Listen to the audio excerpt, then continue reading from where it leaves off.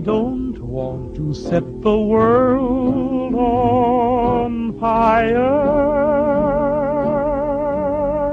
I just want to start a flame in your heart. In my heart I have but one desire, and that one is you. No other will do. To many, it looked like the Furman decision meant the end of the death penalty in the United States. This was not the case. Today, about 2.5 days before my term ends as governor, I stand before you to explain my frustrations and deep concerns about both the administration and the penalty of death. I'm commuting the sentence of all death row inmates, 167 of them.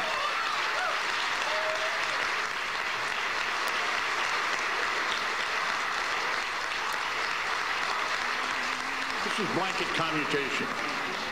And I said earlier that I promised the people of Illinois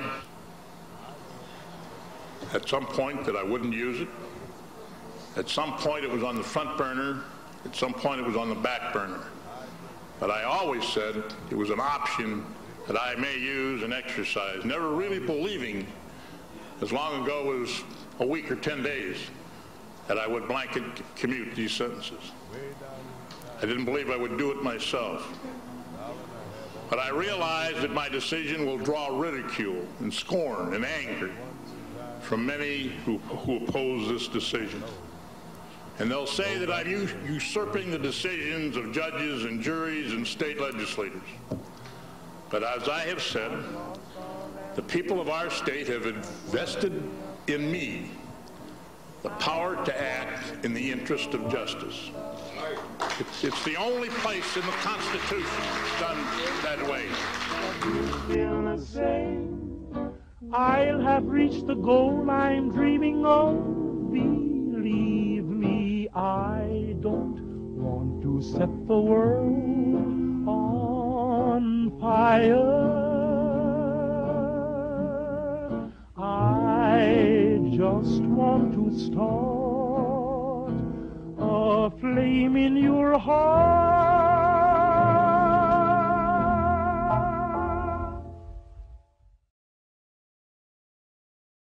A former Illinois governor is in a Wisconsin prison tonight. George Ryan begins a 6.5-year prison term for fraud and corruption. It's a case that began more than a decade ago with a Milwaukee tragedy. And Kent Wainscott is here with more on this story. You know, this is the political corruption scandal really that caught everyone's attention, not just because it involved the then governor of Illinois, but also because of the shocking and tragic way in which the corruption was uncovered. As George Ryan left his Chicago area home early this morning for a central Wisconsin prison, it marked the final chapter in a story that began literally in a flash on Milwaukee's South Side.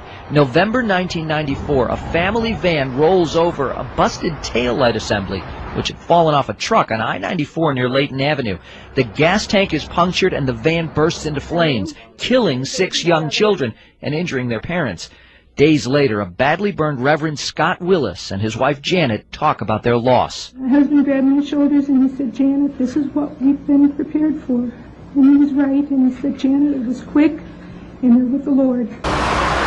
What's involved are questions about a system that allegedly put thousands of unqualified truck drivers on the road and then ignored warnings of danger. Someone had to die, there had to be an awful accident, and that's exactly what happened. I mean, it was predictable if you think about it. Questions about state employees exchanging truck driving licenses for bribes and campaign contributions from trucking companies and truck driving schools. I thought to myself, my God, this is not only for campaign contributions, this is cash and carry. Do solemnly swear. And questions about the man whose campaign fund benefited from the alleged scheme and who just last month was sworn in as the governor of Illinois. George Ryan, who was Secretary of State for 8 years, oversaw truck driving licenses, but says it is ridiculous to think that his employees would do anything illegal for him. People I don't even know. Why would they risk their home, their life, their whatever they do to go to jail so they can give me a couple $100? A civic watchdog group, which had tracked a steady stream of non-English speaking applicants brought to state licensing offices by certain truck driving schools and trucking companies. They couldn't speak English. They were all brought in groups. They were run right through the process. And behind it all, according to a lawsuit Bruner's group has now filed against George Ryan, were hundreds of thousands of dollars in contributions to Ryan campaigns from truck companies and truck driving schools, which Bruner says wanted to make sure their people passed, something Bruner says Ryan knew or should have known.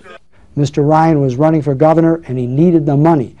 In fact, Bruner discovered some 154 Polish immigrants from New York and New Jersey had been checked into this Chicago motel by a truck driving school, and within days, all had received their commercial driving licenses, called CDLs, at a nearby Secretary of State licensing office. Now, 154 people from a driving school, all with the same address, a Motel 6, Polish passports, and a motel receipt, or a New York driver's license.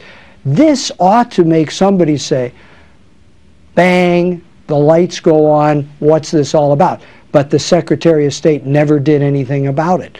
They didn't want to find it because they knew clearly what was going on with these driving schools, because they were making huge campaign contributions back to them. And all this was public before that accident in 1994. It was all public. No one was that interested at the time. But as soon as the accident happened, and it became clear that one of the contributing factors to that accident was the fact that the driver couldn't understand English, while the other drivers were trying to speak to him to tell him that things were falling off his truck. When that happened, then of course all hell broke loose.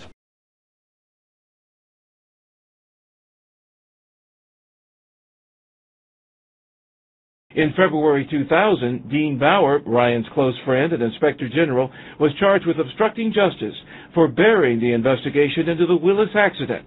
Bauer pleaded guilty a year later. Today, prosecutors said that may have been Ryan's most detestable crime. That is a low watermark for public service to have a governor, Secretary of State, abuse his office in that fashion. Dan Willis, whose 6 siblings were killed in that horrible crash, said nothing today as he left the courthouse. But speaking by phone from their Tennessee home, his parents told CBS 2, when we listened to George Ryan after the verdict, he had no remorse. He took no responsibility. The arrogance is still there. Both Tammy Rayner and the Reverend Willis say the guilty verdict means closure. But Reverend Willis is concerned about Ryan's appeal. He said, quote, that door is not closed. We'd like to close it. And Assistant U.S. Attorney Patrick Collins said, there is a very high price that the public pays for corruption. And Antonio and Diane, obviously no one knows that better than the Willises.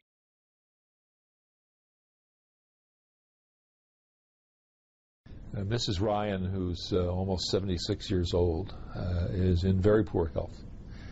She has a terminal lung disease. She's on oxygen 24 hours a day. He's been in the penitentiary for 2 years. His own health is not good. He's 76 years old. He's been punished just about as much as you can punish someone. He's lost everything: his name, his reputation, his office, his pension, his Social Security. So I mean, there's not much more punishment you can squeeze out of the man.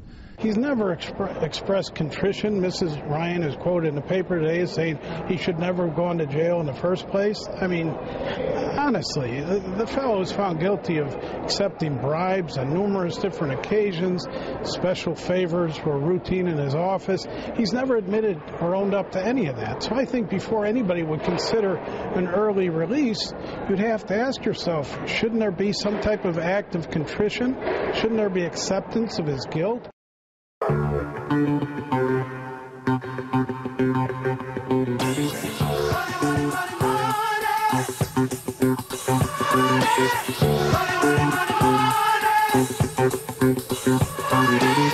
Some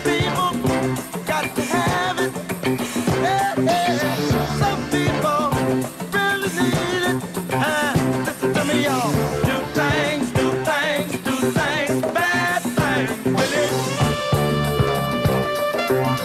Dollar bills, y'all.